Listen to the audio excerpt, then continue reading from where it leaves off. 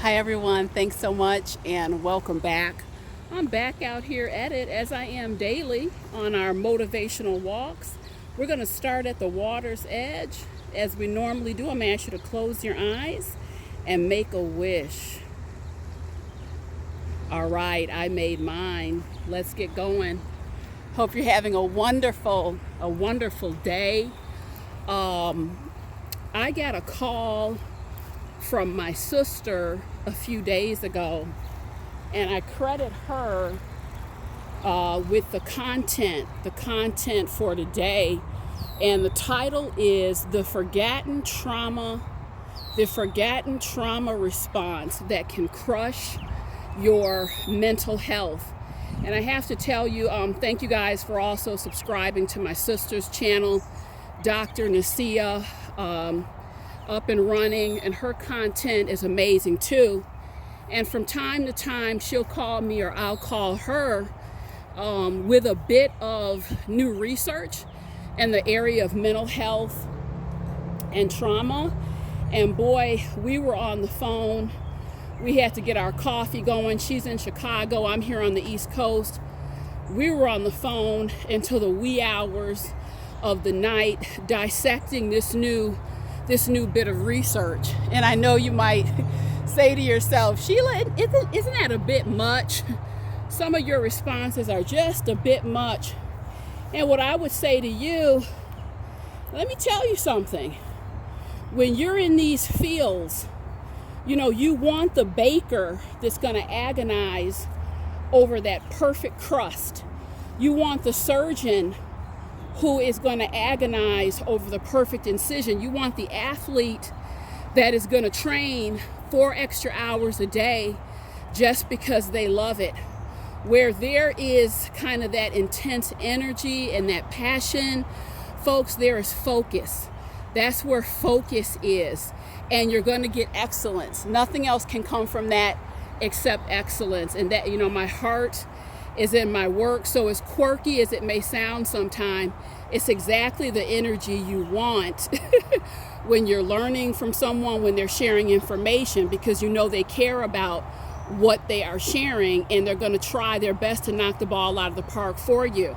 So coming on into the content, our conversation had to do with a bit of new research in the area of trauma response.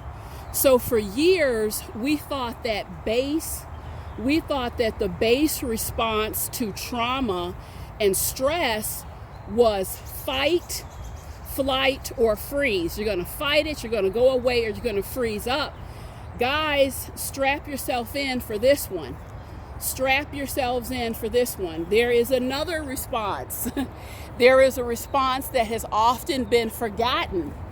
And that response is called the fawning response, meaning based in trauma, and a lot of times this is trauma from your childhood, there is an automatic response to fawn over people or the circumstance.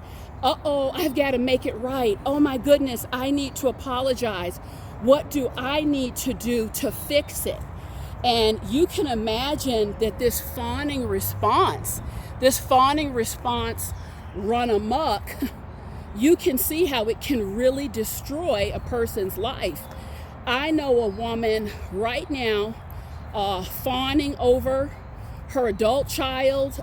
This adult child has exploited her financially, emotionally, the whole 9 yards. She's taking care of his children, and constantly, doesn't matter what he does wrong, her automatic response is, I need to apologize to him.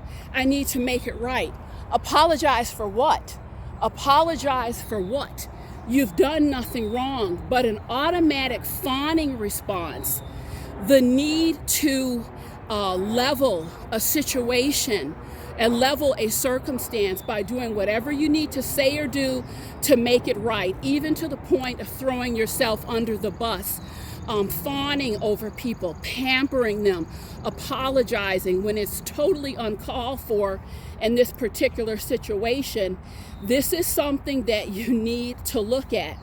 The fawning response can crush your mental health Because as you could just imagine, common sense wise, there are people who will pick up on that auto response you have, even if you haven't given it a name. What I want to do with this channel is really educate, because when you give something a name, you can start to claim your power. When you give it a name, you can claim your power. And what the fawning response will do is set you up for more exploitation, more trauma, and more abuse, because folks will take you to the cleaners. And so how do you get a hold of this fawning response? How do you stop it? How do you stop it? Well, I'm going to give you some information that you can plug in beautifully. One of the ways you get a hold of a fawning response is to build in an automatic pause. That first step is awareness. Wow, I wasn't even aware I was doing it. I'm a fawner. Okay, nothing to be ashamed of. Now that you're seated in your awareness, what you do is you build in an automatic pause. When someone upsets you, you upset someone else, there's a circumstance where you would automatically go into this mode of, I need to fix it, I need to make it right. You stop. You stop yourself and you ask some key questions. Hold on. What have I done wrong, if anything? What do I feel like I need to apologize for? And more importantly, am I rewarding someone for bad behavior? That's what a fawning response will do. You will go into rewarding an individual for bad behavior because you haven't really thought consciously about what you're doing. So building in that automatic pause will really help you in terms of curbing that fawning behavior. Again, we're talking about fight, flight, freeze, or fawn, okay, or fawning. The research and trauma is coming out. It is strong, it is powerful, and you guys, I'm into it. I'm into it. So I'll be bringing you a lot more in these particular areas. But for now, just want you to do your own reflection. And if I said anything today that resonates with you, empower yourself, guys. Empower yourself. I say it all the time. When we know better, we do better. It's just that simple. So I'm going to try to max out today with about 4 miles. I hope you're going to challenge yourself, check off some boxes for your life today. Thank you so much, guys. I'll see you soon. Bye-bye.